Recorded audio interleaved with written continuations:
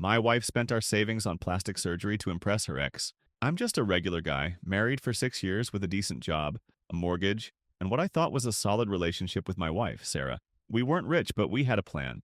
Save up for a down payment on a bigger house, maybe start a family soon. We had about $20,000 in a joint savings account, built up over years of skipping fancy vacations and cutting corners. That money was our future, or so I thought. Things started feeling off when Sarah began acting strange. She'd always been confident, but suddenly she was obsessed with her appearance. She'd spend hours scrolling through Instagram, zooming in on influencers' faces, muttering about needing to step up her game. I didn't think much of it at first. Maybe she was just stressed or going through a phase. But then she started mentioning wanting a little work done. Nothing major, she said, just some Botox or fillers to freshen up. I wasn't thrilled, but I figured if it made her happy and wasn't too expensive, I could deal with it. One day, I checked our bank account to pay some bills and my heart sank. The savings account was nearly empty, down to $1,200. That's $18,800 gone, just like that. I thought it was a mistake, maybe a bank error or fraud. I called Sarah, but she didn't answer. When she got home that night, she looked different. Her face was tighter, her lips fuller, and she seemed nervous. I asked her about the money. She hesitated, then admitted she'd spent it all on cosmetic procedures. Not just Botox or fillers, but a full package. Rhinoplasty, cheek implants, lip injections, everything. She said she wanted to feel confident again. I was stunned. I asked why she didn't talk to me first, since it was our money, our future. That's when she got quiet. And after some pushing, she told me the truth. She'd run into her ex at a coffee shop a few months back. They'd chatted, and he'd made a comment about how she hadn't changed since college. She took it as a dig, like she wasn't aging well. So she decided to get all this work done to look better than ever at a reunion coming up. I couldn't believe it. Our life savings gone because she wanted to impress a guy she dated 10 years ago. I was too shocked to even yell. I just sat there trying to wrap my head around how the woman I trusted could make such a huge decision without me. It wasn't just the money, it was that she cared more about what her ex thought than our plans, our partnership. I didn't know what to do next, but I knew things between us were never going to be the same. After finding out Sarah spent our $18,800 savings on plastic surgery to impress her ex, I couldn't think straight. I barely slept that night, just staring at the ceiling, replaying her words in my head. The next morning, I tried to stay calm and figure out what to do.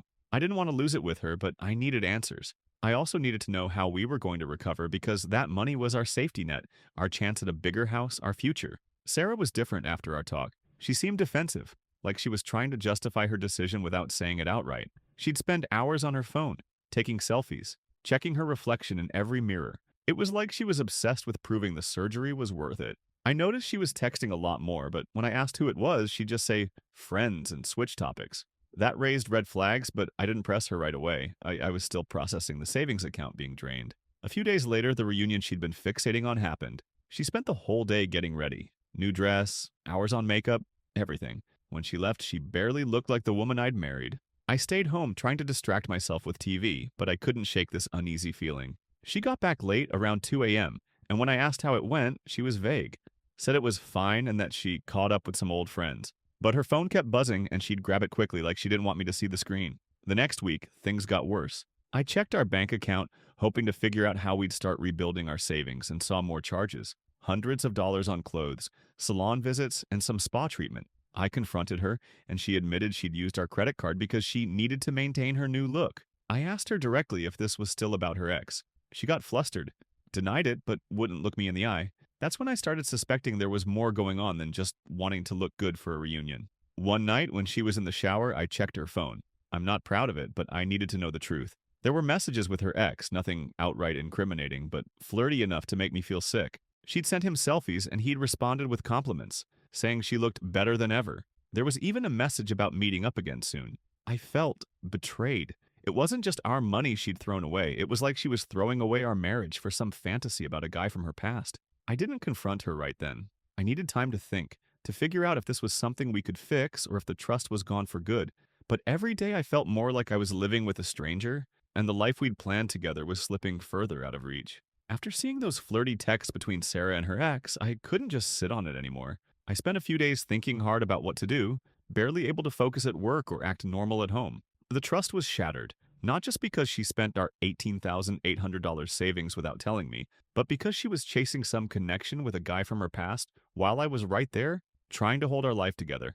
I decided to confront her. One evening, after she got home from another errand, That took way too long. I sat her down.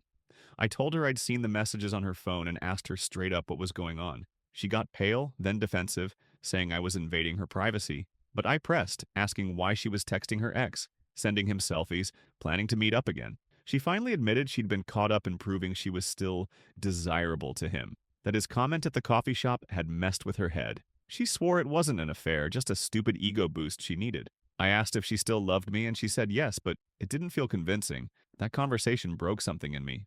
I told her I needed space to think and started sleeping in the guest room. Over the next few weeks, I tried to figure out if we could rebuild. I suggested counseling, but Sarah wasn't interested. She said she'd stop talking to her ex and that should be enough. But it wasn't. The money was gone, our plans were derailed, and I couldn't look at her without thinking about those texts. Every time she spent more on her appearance, new makeup, another salon visit, I felt like she was choosing that version of herself over us. I started talking to a therapist on my own just to sort out my thoughts. It helped me realize I couldn't keep living like this, waiting for her to prioritize our marriage. About 2 months after the confrontation, I told her I wanted a separation.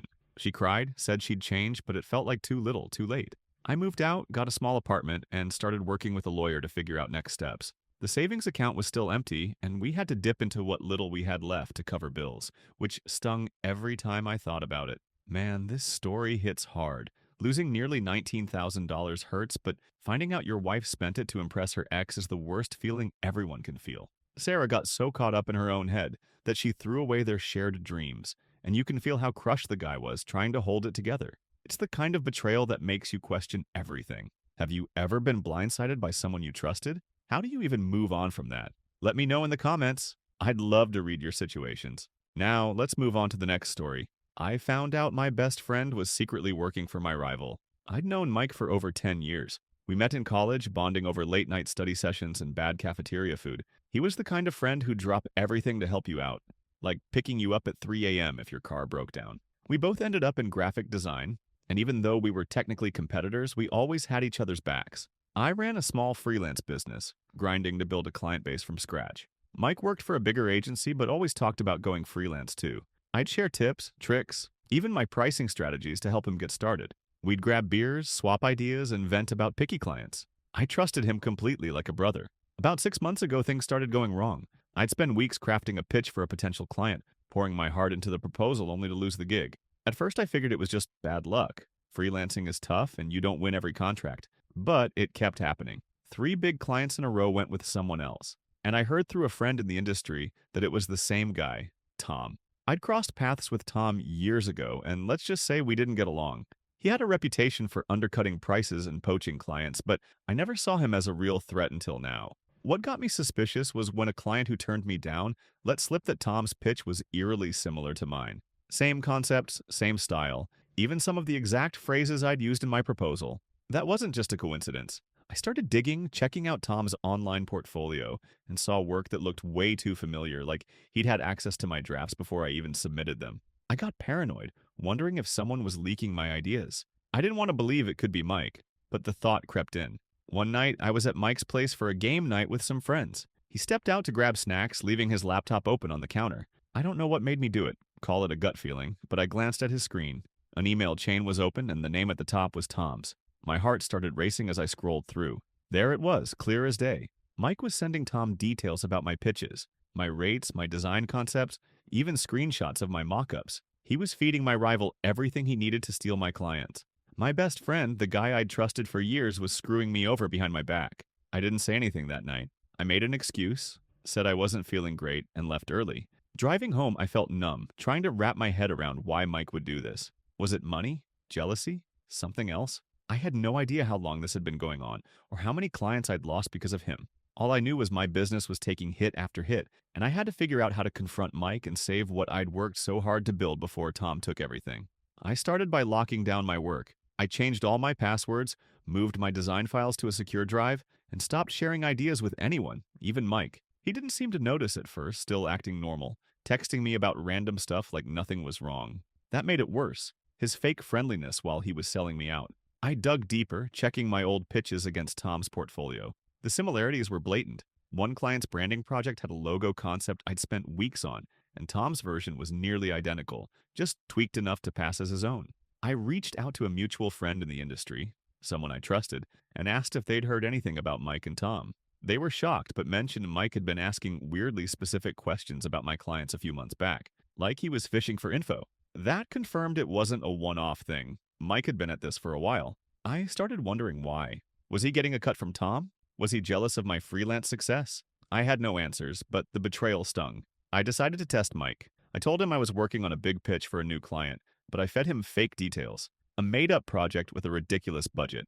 Sure enough, a week later I heard through a contact that Tom had pitched something eerily similar to my fake project. That was it. I had proof. I set up a meeting with Mike at a coffee shop, somewhere neutral. When I got there, he was his usual chatty self, but I felt sick just looking at him. I laid it all out. The emails, the fake pitch, the stolen clients. He froze, tried to deny it, then admitted he'd been helping Tom out because Tom offered him cash on the side. He swore it wasn't personal, just a way to make extra money since his agency job wasn't paying enough. I told him we were done and walked out. Back home, I started reaching out to my clients, explaining I'd been undercut by unethical competition, hoping to salvage some relationships. Some were sympathetic, but others had already signed with Tom. Walking away from Mike at that coffee shop felt final, like losing a brother. He'd admitted to leaking my pitches to Tom for cash, but his excuse, needing money, didn't add up. I kept digging into Mike's betrayal. A contact in the industry tipped me off that Mike wasn't just helping Tom, he was planning to join his team full-time.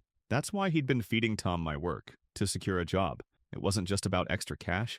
Mike was building his future on my ruins. I felt stupid for trusting him so much, sharing every detail of my business while he played me. I hired a lawyer to look into whether I could sue for intellectual property theft. It was a long shot, but I had proof from the fake pitch I'd fed Mike. Meanwhile, I rebuilt my portfolio, worked overtime to land new clients, and joined a freelancers network to protect my ideas better. Slowly, I started winning contracts again, but the financial hole was deep. Mike tried reaching out once, sending a text apologizing, saying he messed up. I didn't respond. I heard he got the job with Tom, but their partnership tanked when clients caught on to Tom's shady tactics. Last I checked, Mike was struggling to find work. I didn't feel happy about it, just tired. I'm still rebuilding, more cautious now, trusting fewer people. The betrayal taught me to guard my work and my heart a little closer.